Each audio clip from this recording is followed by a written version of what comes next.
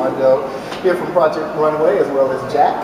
What season were you guys? I'm season 4. Season 8. I'm not a season. You're out of season. She's a winter. She's a winter. So we're here, we're just having a casual conversation. So we're here at the United States Conference on AIDS in Chicago, 2011. I think this is 30 years. Something like that. And this is my first conference, and so I'm having a great time. What did you guys think about it, and why did you come? Well, this is my first year, and I came here on behalf of work because of my design campaign. Speak up, girl. Did you catch that?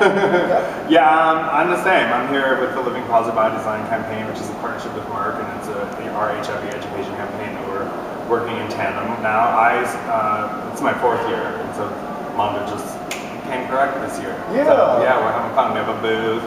We're doing a community art project we can talk about, but it's all good. And you know, your booth is amazing. I noticed everyone was making these little buttons, and you're going on some type of garment. What is that about?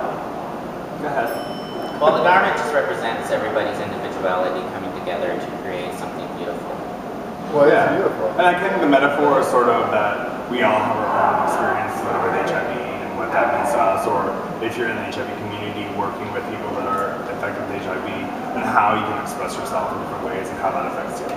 You know, I went to, I think it was like a 6 talk, career talk, and one of the questions that came up was who is responsible for transmitting the disease? And I know that you guys are both HIV positive. Do you see that you have a bigger responsibility for the transmission of the disease versus someone who's not, or do you see it as equal responsibility for those who aren't positive and those who are? Well, my message is always, actually, we only have responsibility for ourselves. So what someone else does, should not affect your decision making in any way. If they say they're negative, if they say they're positive, whatever, assume they're positive. So, and protect yourself accordingly. So, I don't know about as far as who takes ownership or responsibility, but you should always take responsibility for yourself. I agree.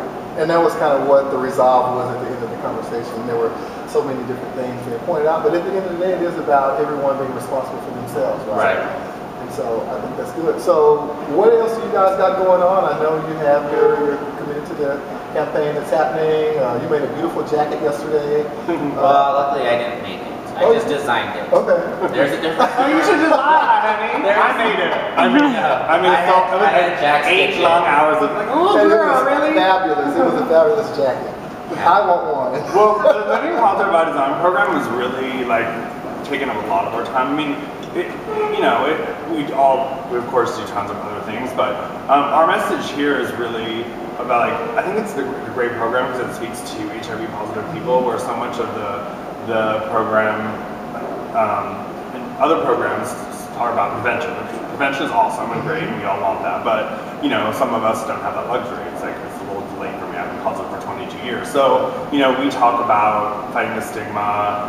Partnering with a doctor that's going to hopefully be a long-term relationship, adhering to your meds, knowing your CD4 count, making your viral load undetectable. Is really those core messages. And just overall beyond that, overall healthcare and well-being. Now that we're an aging population, I'm 38. I'm 42. Oh, wow. But we never had an aging population of HIV because everyone unfortunately died. So now we're dealing with cholesterol levels and losing our eyesight, and that may or may not be HIV related. But so I don't need to get glasses. I was in literally yesterday. I was in the CVS trying on granny glasses because I can't see now.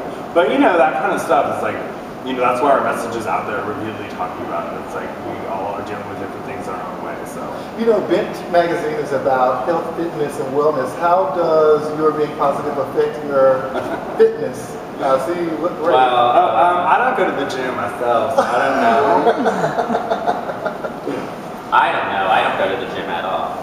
I'm eating corn nuts and beef jerky on this trip. Is that I don't know how I size 6. Yeah. Industry 6. Industry 6. We love it. Well, for me, I think there's different aspects of all around health, obviously.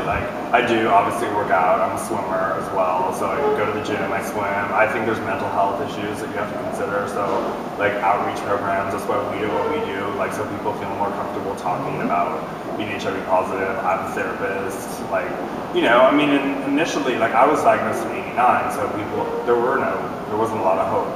And support groups are really important. So that, and I think for people just coming to terms with their HIV status, that's crucial. So, I mean, even if you're somewhere rural or somewhere where you don't have that luxury and have something like a support group where you can go, or a clinic or something where you can talk, or, you know, an AIDS service center, you can go online to like livingpositivedesign.com, aidsmeds.com, thebody.com. There's some great workshops here that, you know, that kind of thing. And there's chat rooms and people can answer your questions. So I think that's... They always talk about knowing your status, and I know you kind of announced on the show your status. How was it that you came to the point of knowing your status? Well, I think I just knew, you know, myself so much that I knew something had changed within me. I was out in New York and I went to a personal doctor and I was diagnosed. I mean, it's as simple as that, you know. And you have to know your status right now. I mean, everybody should know their status, whether you're gay, straight, female, male, you know, you have to know. Yeah, it gives you peace of mind to be free. Well, and also, I mean, I think because of the stigma, a lot of people, we hear over and over again, people are too scared to go get tested because what if? Well, yeah, that's true. What if? But the thing is, what if you're positive and you keep on letting your T cell count drop without knowing? Like that's much worse than, because there are really effective treatments now. You can live I'm 22 years into it. So what if you get really sick? Yeah, what if you get really sick and your immune system's already decimated and you want to claw back from that? It's much more difficult. So I mean, yeah, it's not fun news to hear, but like on the flip side, it's a very optimistic time because there are a lot of treatment options available. Well, I know you guys are busy, and thank you so much for sharing with BBINT Magazine. And it's good to see you guys here.